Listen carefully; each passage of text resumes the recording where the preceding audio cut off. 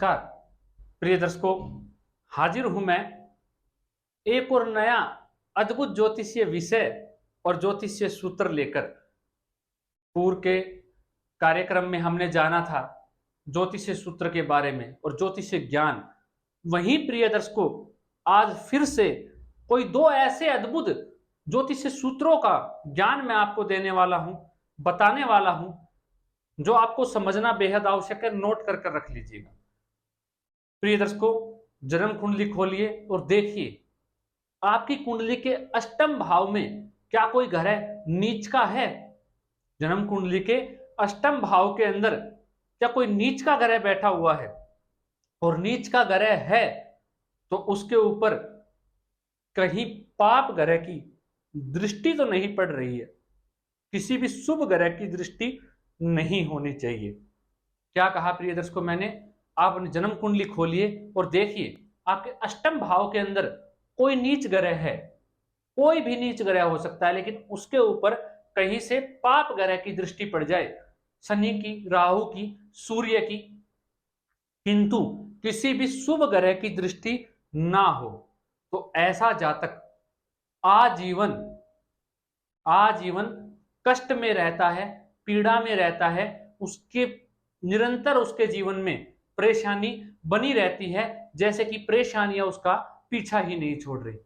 प्रिय दर्शकों, इसीलिए जो जन्म कुंडली है हमारी, उसे आईना कहा गया। जन्म कुंडली आईने की तरह कार्य करती है। प्रारब्ध, पूर्व जन्म के हमारे कर्म और इस जन्म के हमारे कर्मों के कारण ही हमारी कुंडली में ऐसा दोष बनता है।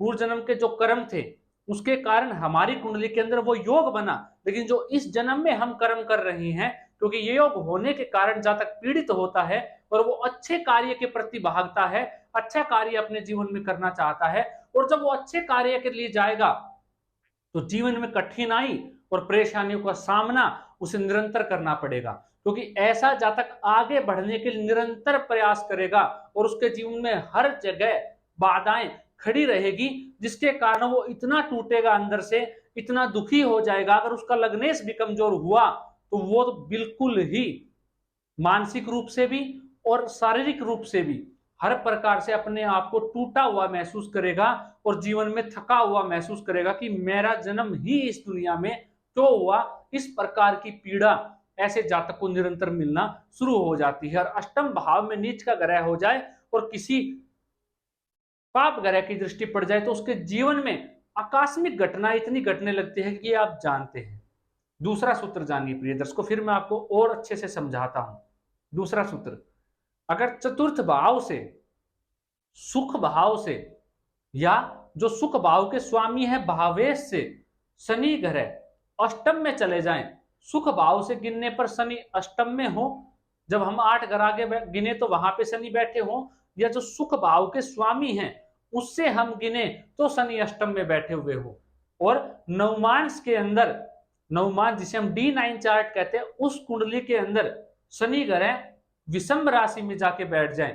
किसमें बैठ जाएं? विषम राशि में। 1, 3, 5, 7, 9, 11 इन राशियों में जाके बैठे हो। मेष में, मिथुन में, सिंह में, तुला में, धनु में और कुंभ राशि में जाके बैठे हुए हो, तो आप यकीन मानिएगा ये बेहद कष्ट देगा और जातक निरंतर जीवन में कष्ट का भोग करता रहेगा।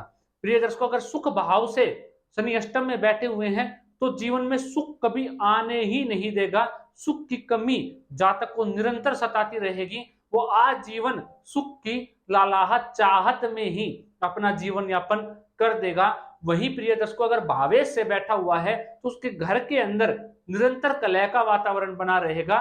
कलह की उसका पीछा ही नहीं छोड़ रहा है, निरंतर उसको परेशानी देता रहेगा, जिसके कारण वश जातक परेशान रहने वाला है। ये दो सूत्र प्रिय दर्शकों ज्योतिषीय, ये बेहद खराब माने गए, इनको अच्छा नहीं माना गया। ये कष्ट देने वाले रहे हैं जीवन काल के अंदर।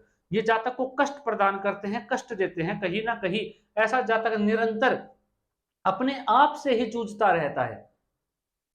प्रिय दर्शकों, जब कोई भी ग्रह अष्टम भाव में नीच राशि में जाके बैठता है तो हम क्या कहते हैं? नीच भंग राजयोग।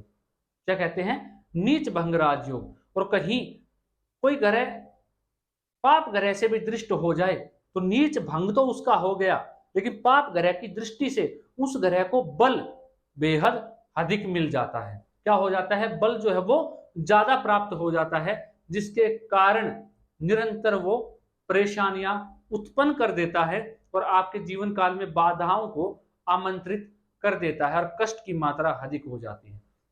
प्रिय दर्शकों, जिस भी जातक की कुंडली में ये योग है और उसका लग्नेश पीड़ित है, भाग्येश कमजोर है, या तो आप यकीन मानिएगा, आप अजमा के देख सकते हैं, वो निरंतर परेशानी से जूझता हुआ मिलेगा और उसके जीवन में एक परेशानी गई नहीं कि दूसरी आ जाएगी, दूसरी नहीं गई तीसरी आ जाएगी। कोई ना कोई वजह कारण अवश्य होगा कि स्वयं, कई बार तो स्वयं ऐसा जातक अपने ही पैर पे कुल्हाड़ी मार लेता है, पता होने के बावजूद भी ऐसा जातक गलतियां कर देता है और गलतियां करता रहता है अपने जीवन काल के। इसका मात्र एक ही उपाय है प्रिय दर्शकों, अगर आपकी कुंडली में ये योग है तो आपने मेरे द्वारा, मेरे कार्यक्रम के द्वारा आपने वो जान लिया। अगर आपको लगता है किसी और की कुंडली में है तो आप निरंतर ज्योतिष को समझाते रहिए, ज्योतिष को शेयर करते रहिए एक दूसरे से, ताकि वो जान पाए, ताकि वो ये गलती अपने जीवन काल के अंदर ना करे कोई भी, अगर ये योग है, वरना बेहद पछताना पड़ सकता है प्रिय दोस्तों। दूसरा, कुंडली के अंदर अपने लग्नेश को निरंतर मजबूत करने का कार्य कीजिए, निरंतर मजबूत कीजिए। और सूर्य और चंद्रमा को ध्यान से सुनिएगा प्रिय दर्शकों, मैं क्या कह रहा हूं। अगर ऐसी स्थिति है आपकी कुंडली के अंदर तो अपने चंद्रमा को निरंतर मजबूत करते रहिए। बहुत से कार्यक्रम पूर्व में बनाए हैं, चंद्रमा को कैसे बलि करें आप देख सकते हैं। सूर्य को निरंतर जल दीजिए, विष्णु सहस्त्र नाम उनका पाठ कीजिए, आदित्य हृदय स्त्रोत्र का पाठ कीजिए, इससे भी सूर्य ग्रह को बल आ जाएगा। सूर्य को मजबूत कीजिए और जो भी आपका लग्नेश है उससे संबंधित आप रतन भी पहन के उसको मजबूत कर सकते हैं। तो इस ग्रह योग के होने के से आप इन बाधाओं से बच सकते हैं, यही एकमात्र रास्ता है। आज के लिए इतना ही प्रिय दर्शकों, इजाजत दीजिए मुझे, मिलता हूं कोई नया कार्यक्रम लेकर आप लोगों के लिए। आज के लिए इतना ही, नमस्कार।